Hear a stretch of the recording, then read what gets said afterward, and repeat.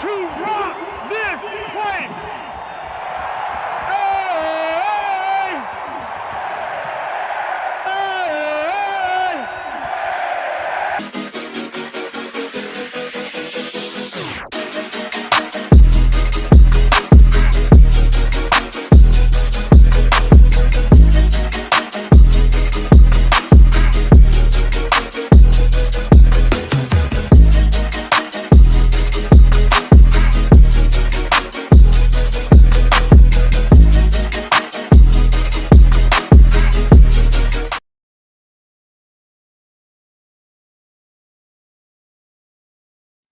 All right, folks, welcome to the Buffalo Sports Conversation Room. Now that we're officially at the halfway point of the season and we still have a chance to beat the undefeated Kansas City Chiefs on November 17th, I'm your host, Jamie Malloy, and I'm here to talk about it with you all. But first, let me bring on my co-host, Joe Dalio. So here's Joe. Hey, Joe, how's it going? It is going great, Jamie. How you doing tonight? Good. About you? I am doing great. Like I said, a little bit of some later hours at work, but that's all good. And you said something during your introduction there that really got my attention, and in the can't believe category. We are halfway done with the regular season of the NFL already. I remember when we were going on, it seems like yesterday, that we were just starting this season. And now here we are, believe it or not, halfway through it. It's been an excellent season so far, but I think it's only going to get better. I think so too. Joe, how are you doing on this very rare and warm election day? Well, we almost broke a record here in Buffalo. I don't think we actually broke the 79-degree record that was broken only 2 years ago. But I think we were close. Last I looked, it was like 75, might have got a degree or two higher than that. I'll take this all winter, Jamie. This is totally okay with me. I don't care if it stays like this. The only problem is here in Buffalo, New York, east of Lake Erie, that 6-foot lake effect snowstorm is only a matter of time away, unfortunately. Luckily, where the new stadium is going to be built, though, that new stadium isn't going to be as affected by that because it's going to be going a different direction than the new stadium, which is going to be cool, Paul. Yeah, we'll see about that. Now, these these games that were moved or canceled because of snow, whether there was a dome on the stadium or whether, no matter where it was, it wouldn't have made a difference. These people still wouldn't have been able to get there. But I think this stadium that we're talking about here in a couple of years is definitely going to be more weather friendly, at least for the fans anyway. So, that should at least make things a little bit easier. Yep. So anyway, are we ready to take a look at the Thursday night 8:15 matchup between the Houston Texans and the New York Jets? Jets. Let's talk some football. Okay, so this is going to be really easy. There was no scoring in the first quarter. So with 3:21 left in the second quarter, Joe Mix and Match ran the ball in for a 3-yard touchdown to close out the first half, 7-0 Texans. The Jets began the third quarter with the ball, and Garrett Wilson caught a 21-yard pass for a touchdown, not the score at 7. With 4:11 left in the third quarter, Houston kicker Kai Fairbaum booted a 54-yard field goal to give the Texans a lead, ending the third quarter 10-7. With 12:54 left in the fourth quarter, Wilson grabbed his second touchdown pass from Aaron Rodgers with an OBJ-like catch for 26 yards to bring the score to 14-10 Jets. After a missed 27-yard field goal by Fairbaum, the Jets put the game on ice as Devontae Adams caught a 27-yard touchdown pass from Rodgers to give the Jets the lead 21-10 with 2:56 to play. With 39 seconds left, Fairbaum hit a 29-yard field goal, but to quote the singer JoJo here, it was just too little, too late, as the Texans failed to recover an onside kick, and the Jets won the game 21-13. So, Joe, what did you think about the Jets finally showing up and playing a full game this week? It seemed like that day would never come, but it finally did. Well, not to sound cocky, but I knew it. I told you last week on the show that the Jets were going to win this game. It's just how the NFL works. I've said this time and time and again. I actually had money on it this time. So I just knew darn well the Jets were going to win this game, just the way the NFL works. And again, they looked so horrible losing to New England. Texas or Houston rather, has been winning games consistently. And it was the perfect storm here. And the Jets played the type of game that we've been expecting them to play all season. First of all, they had a solid defensive effort. Yes, Houston was missing some of their top receivers here, but still, they've been playing very well. And the other of the big three receivers that they still have had an amazing game. But again, solid defensive effort by the Jets. And Breece Hall, Aaron Rodgers, and the wide receivers spearheaded the offense. Now, speaking of too little, too late, can we ask that question about the Jets, right? This is what we expected all year from them. But in the words of JoJo, is it a little too little and a little too late? You know, now, again, statistically, these guys, Aaron Rodgers had 3 touchdown passes, over 200 yards. Garrett Wilson, besides getting me 30 points on my fantasy team, 9 catches for 90 yards and a couple of touchdowns. Devontae Adams contributed 91 yards and a touchdown. So, you know, if the Jets are going to continue to play like this, then they're going to keep themselves in the race. But they got some tough games coming up, and they may have just waited a little bit too long to make these moves. So, again, this is what we've been expecting from this team, what I expected all year, what a lot of people expected all year. But I expected them to win this game, and they certainly came through and did that. Yep, we can agree with that. And so, Joe, what seemed to be the Texans' offensive struggles during the game? Well, I think, first of all, C.J. Stroud is a lot less effective on the road than he is at home. There's some significant differences there. I didn't have a chance to compare those, but I'm going to have to look into that. But I know that Stroud is much better at home than he is on the road. And again, not that he had a horrible game here, but, you know, not one of his typical ones. And I think, you know, maybe the effects of losing, you know, Nico Collins and you know, Stephon Diggs, you know, took effect in this game. Now they're going to get Collins back pretty soon. And Tank Dell, who their other big receiver, had 6 catches for 126 yards.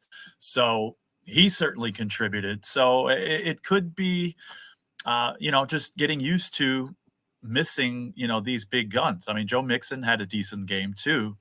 I think it was just more, you know, Jets defense stepping up when they had to. And, you know, again, just C.J. Stroud not having one of his great games, just, you know, one of his, you know, decent ones, I guess. Yep. Okay, let's see what we got here. Now turning our attention to our game of the week.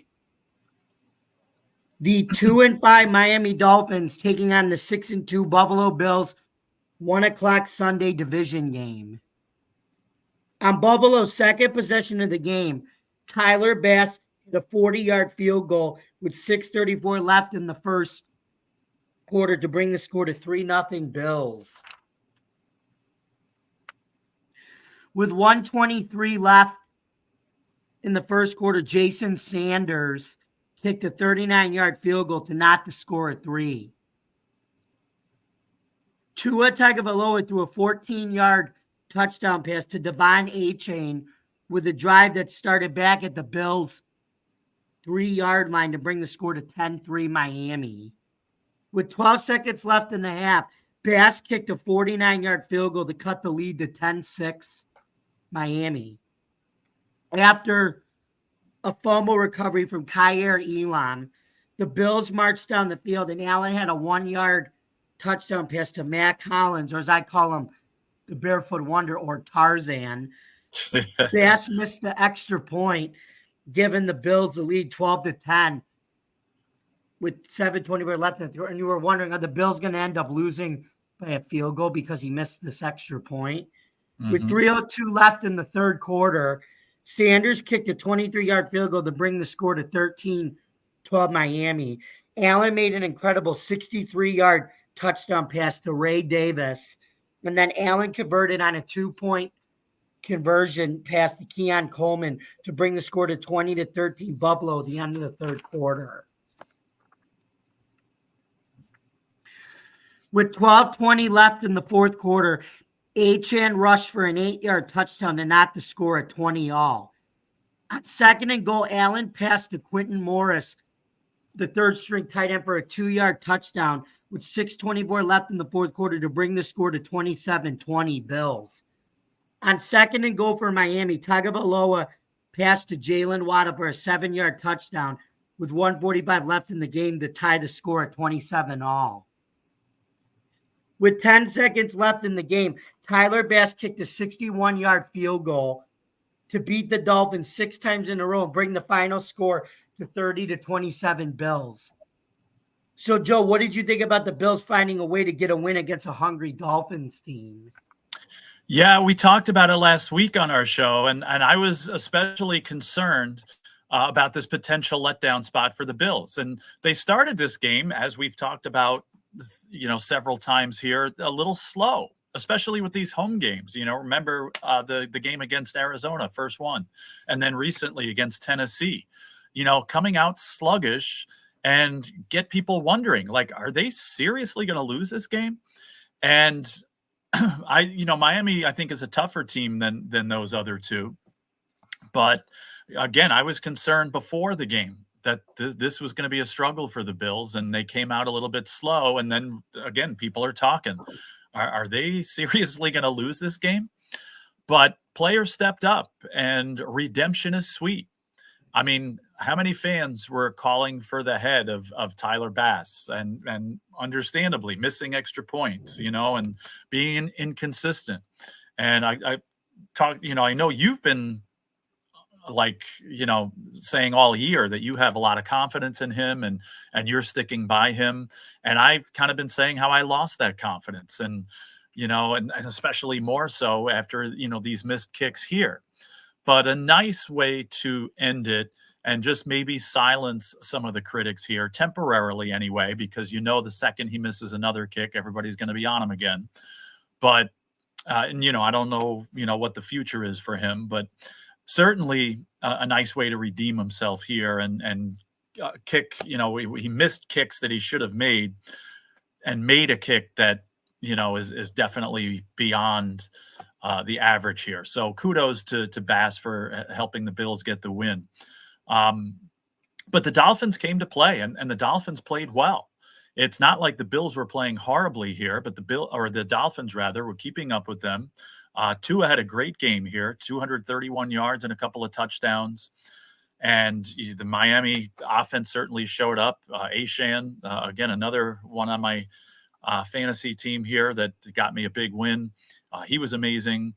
But I like the Bills. We talk about it, the everybody eats philosophy here. 8 different receivers caught passes in this game for the Bills. Shakir led with 6. But, and of course, you mentioned the touchdowns by Morris, Hollins, and Davis on passes.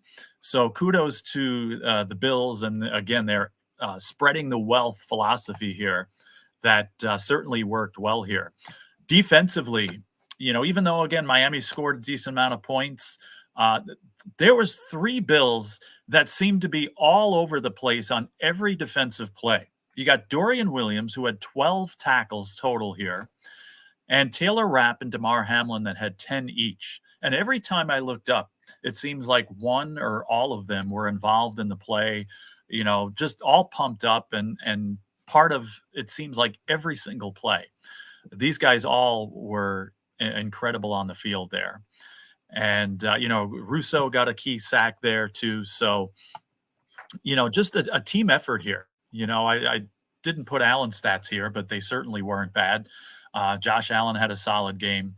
And just I like how this offense just shares the wealth. Like we said, everybody eats. We said Amari Cooper coming in was certainly going to help that in getting guys open. Well, Amari Cooper wasn't even a part of this game here, and still 8 different guys caught the ball and made contributions here. So excellent performance by the Bills offense and the defense. Again, even though they got scored on, gave up some big plays, they certainly showed up, especially the 3 guys that I mentioned. So now let me ask you, Jamie, because again, I know you've been on the side of Tyler Bass all season long, and you've been sticking up for him. Do you still feel that way? You still have a lot of confidence in him? Yeah, I do. Especially that was the here's a fun fact. That was actually the longest field goal in Bills history that he made. That's right. I didn't realize it at the time until I heard about that later. But yeah, certainly, he's got a Bills record. But that's good. And I'm sure you're not the only one that still has confidence in him. And again, that confidence for me is wavering a little bit, even with this. But talk about we were doubting his ability to come up clutch in a clutch moment. And I think a kick like this might turn that talk in a different direction. So hopefully, the positive vibes there for him can continue now going forward in these big games coming up. Yep. Hey, Joe, I want to ask you, do you remember when I talked about how after the Baltimore game, we went out and got a big rookie defensive tackle from Georgia to try to stop the run? Well, his name was number 51, Eli Anku. They got him actually from the Falcons. He was drafted this year by the Falcons in the 6th round, and we got him in there because we wanted to get another big body in there in case down the line we have to face Baltimore and Derrick Henry, and he had a great game. He was an animal stopping the run. So what did you think about him breaking out in this game? Yeah, he was part of the good defensive core here. I honestly didn't notice him there too much. I did remember you saying that they picked him up, and then the Bills could certainly use an extra run stopper like that. And if he's going to continue to play like that, not even for a potential Baltimore meeting, but there's so many other good running teams coming up that they're going to go against next week. Jonathan Taylor, guys like that, that they're going to need him and a performance like that. So honestly, I wasn't paying too much attention. I didn't notice him too much in Sunday's game. I kind of more noticed these other 3 that I mentioned, but you're right. He did play solid, and to have an extra run stopper that's going to have performances like that, I think that's good news as well.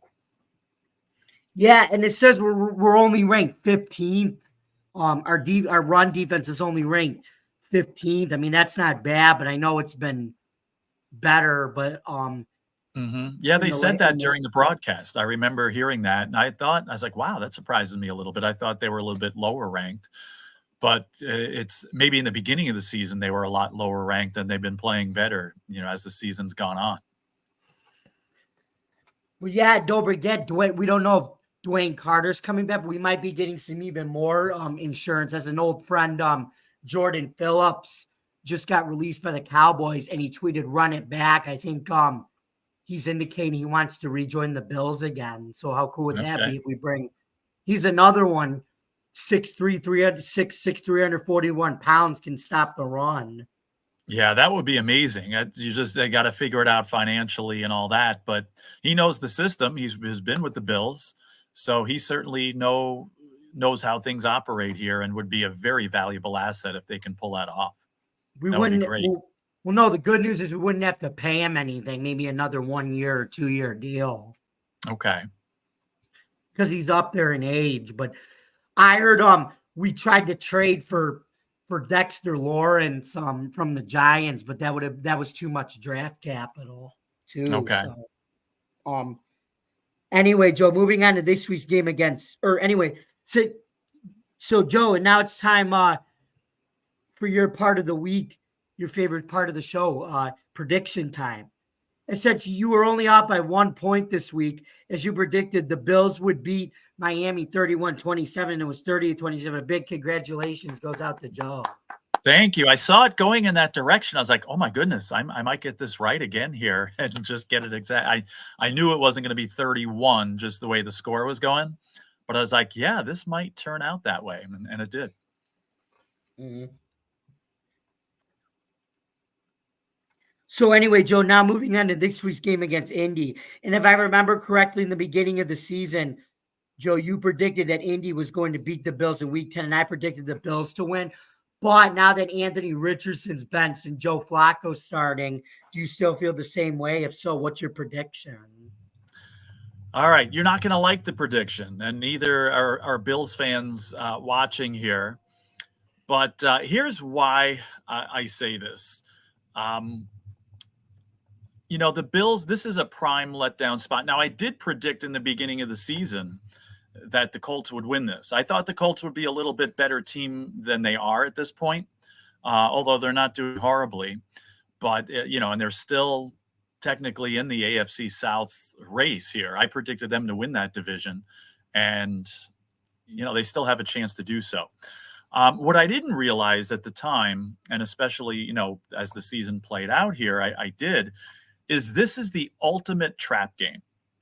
Here's why. All right. The Bills just had a big divisional game against the Dolphins and came up big and won a nice dramatic game here. Who are they playing next week? The Chiefs. Right? So you think they might be looking ahead to that game a little bit? It's only natural, and every team says, no, we don't look ahead. And then if not the Chiefs, then they play the 49ers after that. So the fact that they just won this big game here against the Dolphins, that they're on this streak here too, they're playing a great game in Seattle as well, and the fact that they got the Chiefs coming to town next week, I've just seen so many times and so many teams in this situation come up short.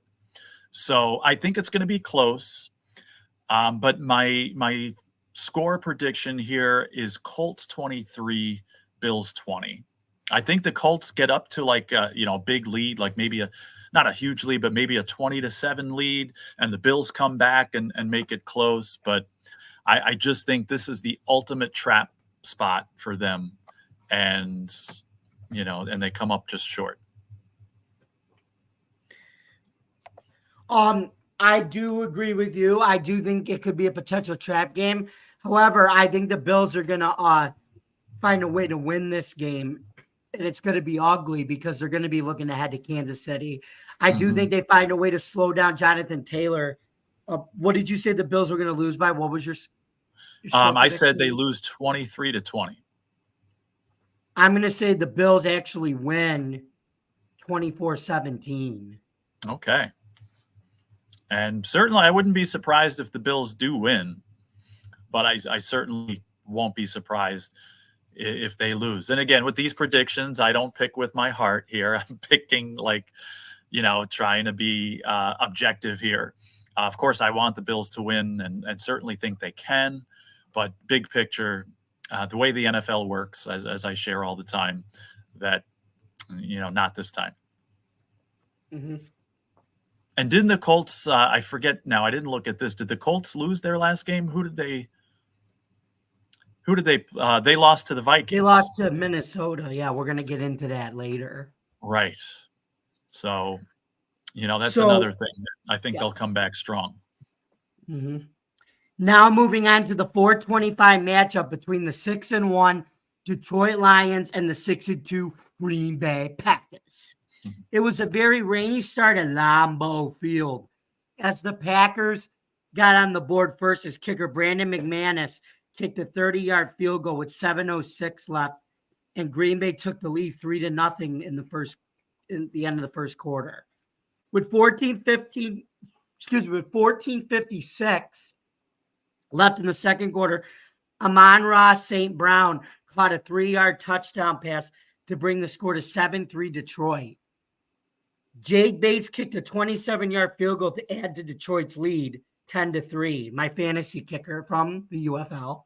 There you go. Jordan Love, or Jordan, I want a Sunday kind of love, to an interception that was picked up by Kirby Joseph and was taken in 27 yards for a touchdown to end the half and increase Detroit's lead to 17-3. as it still continued to pour, literally with the weather and Green Bay's chances of winning the game in the second half. Running back Jahmyr Gibbs ran it up the middle for a 15-yard touchdown to bring the score to 24-3 Detroit. McManus kicked the second field goal of the day, this time from 28 yards, bringing the score to 24-6 Detroit at the end of the third quarter. With 3:49 left in the fourth quarter, the Green Bay Packers finally scored a touchdown as Emmanuel Wilson scored on a 2-yard touchdown, and they converted a 2-point conversion. But again, as JoJo said, it was just too little, too late, as they failed to recover their onside kick as time expired on the clock, leaving the score 24-14 Detroit. So, Joe, what did you think about Jared Goff and the Lions mustering out a win in these tough weather conditions? Yeah, I didn't watch the full game. I was watching NFL Red Zone, for the 4:00 games and stuff. And, this got some air on there. And from what I saw, this had to be the nastiest weather game of the first half of the season so far. I can't remember worse conditions. I know the Bills played in some rain in Seattle and stuff, but I can't remember any game or highlight that I saw from the first half of the season with worse weather than this. The score, the game wasn't as close as the score might indicate. The Lions dominated this game from start to finish and showed who's boss. This is a big NFC North matchup here with potential divisional implications. And I think the Lions showed who's boss. The Lions showed that they are king of the division at this point because they just dominated that game from start to finish. And with the adverse conditions, didn't seem to affect them. Whereas the Packers, I know Jordan Love wasn't 100%, and he seemed to get worse, health-wise as the game went on. But the Lions just dominated this game from start to finish, and the game wasn't as close as the score might indicate. Yeah, I think we could definitely agree with that. So let's see what else here. Because you said they were up 24-3 at one point, or 24-6? Yeah. 24-6, yeah. And Joe, do you still think that Jordan Love's injury was still playing a toll on him during this game? Because I think he was struggling a bit. If so, why? Yeah, I don't think the Packers lost because of that, but I definitely anybody could see that it was bothering him. And I think as the game went on, and again, difficult conditions here, that certainly are going to aggravate any injury. I don't want to look too far ahead, and hopefully, it's not a big deal, because I'd love to see the Packers with a healthy Jordan Love the rest of the season and see how far this team can go. But I definitely think it was bothering him and had some kind of effect on the way he was throwing the ball and, his ability to move and everything like that. But it wouldn't have mattered anyway. I think if he was completely healthy in this game, the Lions still would have dominated. I wouldn't disagree with that. So anyway, now let's take a look at the Sunday night 8:20 game between the 4-4 Indianapolis Colts and the 5-2 Minnesota Vikings. After a scoreless first quarter, the Colts got on the board as Kenny, I want to score more, the second recovered, or I want to score more, the second recovered a fumble for a touchdown to give the Colts the lead 7-0 with 10:56 left in the second quarter. That would close out the halftime score as Indianapolis led 7-0. With 10:23 left in the third quarter, Jordan Addison caught a 4-yard touchdown pass from Sam Darnold to knock the score at 7. Darnold connected on another 7-yard touchdown pass, this time to Jalen Nailor, to bring the score to 14-7. Minnesota to end the third quarter. With 12:41 left in the fourth quarter, Matt Gay kicked a 42-yard field goal to cut the lead to 14-10. Minnesota! Josh Oliver reeled in a 14-yard pass from Darnold to bring Minnesota's lead to 21-10 with 2:05 left in the game.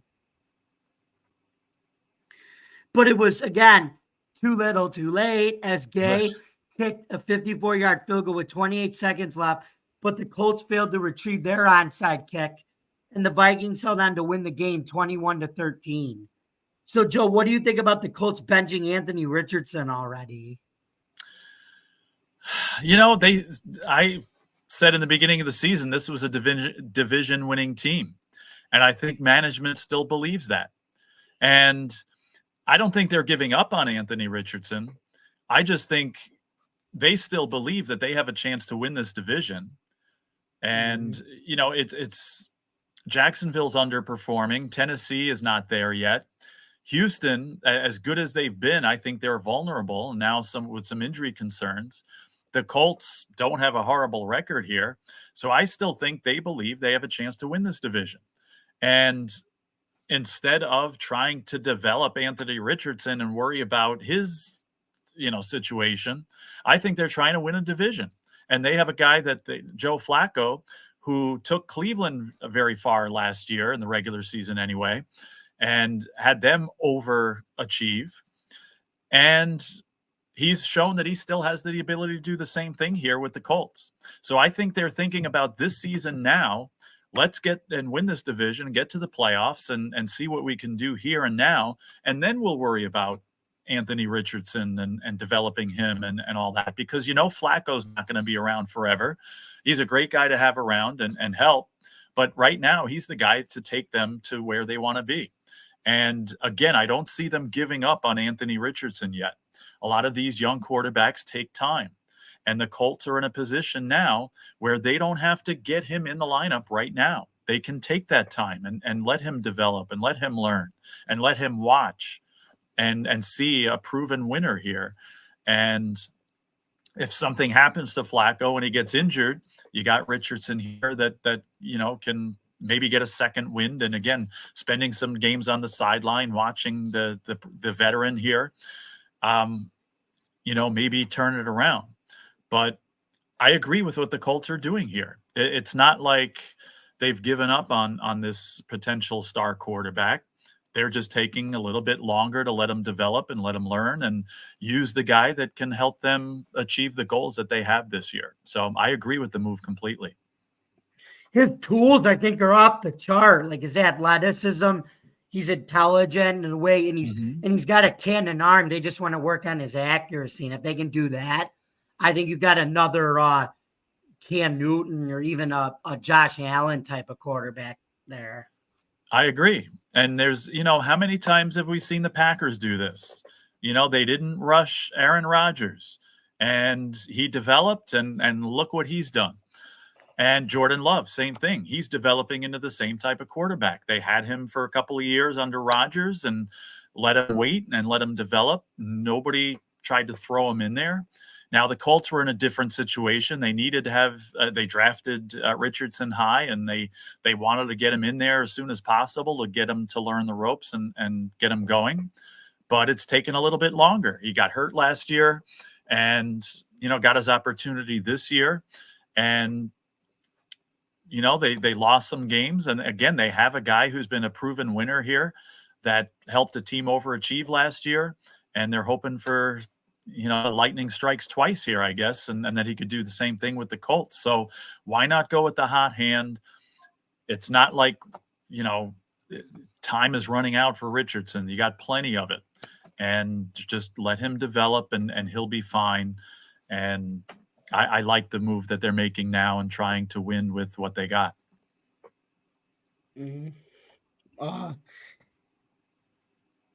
Anyway, last but certainly not least, let's take a look at the Monday night 8:15 matchup between the 4-4 Tampa Bay Bucks taking on the only, of course, undefeated team left, the Kansas City Chiefs, or the Chefs. With 2:16 left in the first quarter, Chiefs kicker Harrison Butker kicked a 40-yard field goal to bring the score to 3-0 Chiefs. With 10:23 left in the second quarter, Bucks running back Rachaad White ran it in for a 7-yard touchdown to give Tampa the lead 7-3. With 4:05 remaining in the half, DeAndre Hopkins caught a 1-yard touchdown for Patrick Mahomes to take the lead 10-7 Kansas City. Cade Otton caught an 11-yard touchdown pass with 11:36 left in the third quarter to bring the score to 14-10 Bucks. Kicker Chase McLaughlin added to the score with a 47-yard field goal to bring the score to 17-10 Bucks. With 4:14 left, Samaje Perine reeled in a 17-yard touchdown pass from Mahomes to knot the score at 17-all. The Chiefs then regained the lead as Hopkins caught his second touchdown pass from 5 yards out to bring the score to 24-17 Kansas City. With 27 seconds left in the game, Ryan Miller, the tight end, not the former hockey goalie, caught a 1-yard touchdown pass from Mayfield to tie the game at 24-all. This would bring the game to overtime. And, of course, the Chiefs won the coin toss. Anyway, The Chiefs ended the game with a 2-yard touchdown run by Kareem Hunt that would keep their undefeated season and bring the final score in overtime to 30-24 KC. So, Joe, why do you think that the Bucks didn't go for the 2-point conversion when they scored on their last drive and they had the chance to? Can't answer that. I don't know why they didn't go for it. Because, again, you know how lucky the Chiefs are with situations like this. And, again, you're taking the chance of them getting the ball and driving down the field. We've seen it 1,000 times.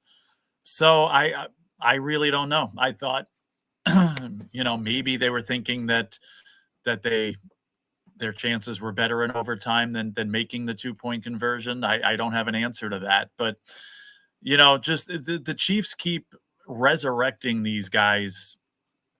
And it's funny because I listened to a guy on the radio, a radio show. The guy's name is Nick Costos, and he's a hilarious radio host here, sports radio. It's a national broadcast. But this guy, he was going off one day about how, we have the solution to every life problem right here in front of us. He says the solution, sign with the Kansas City Chiefs, and all your problems will be washed away.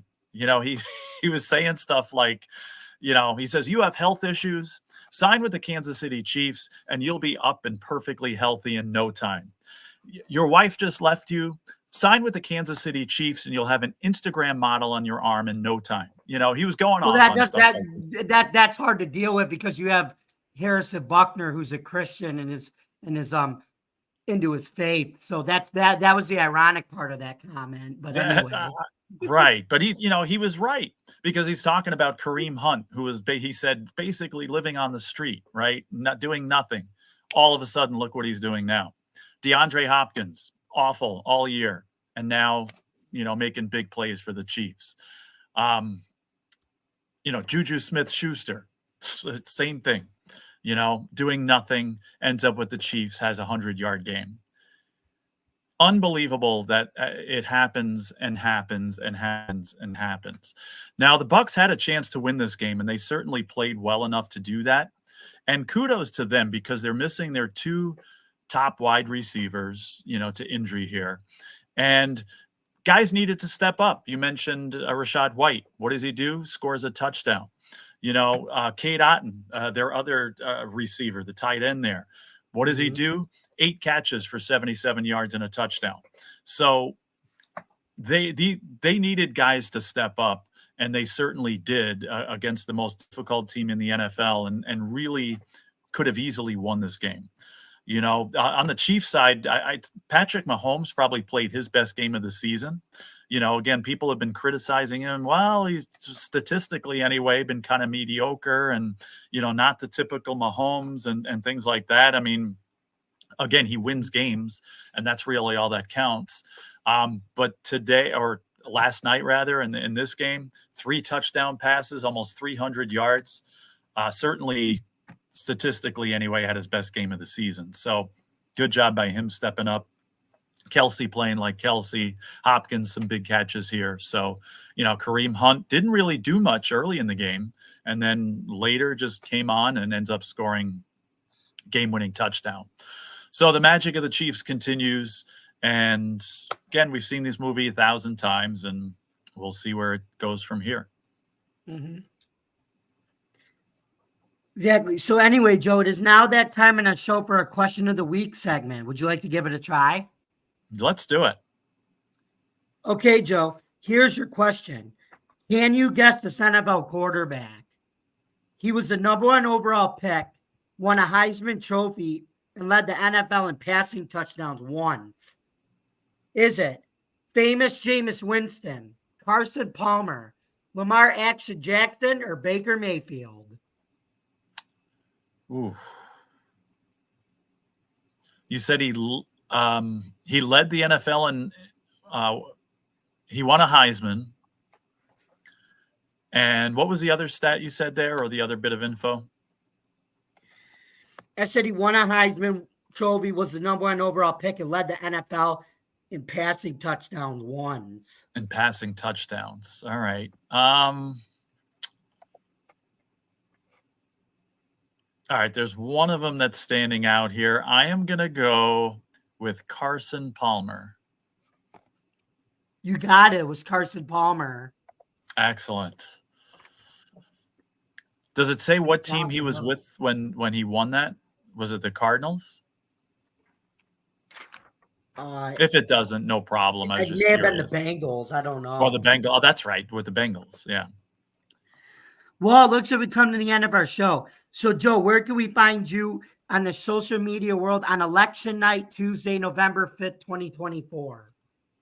Election night. Oh my God, that's more scary than Halloween. But I am on Joe Dell Sports on Twitter, X, giving my 2 cents about football and other sports there. Mm-hmm.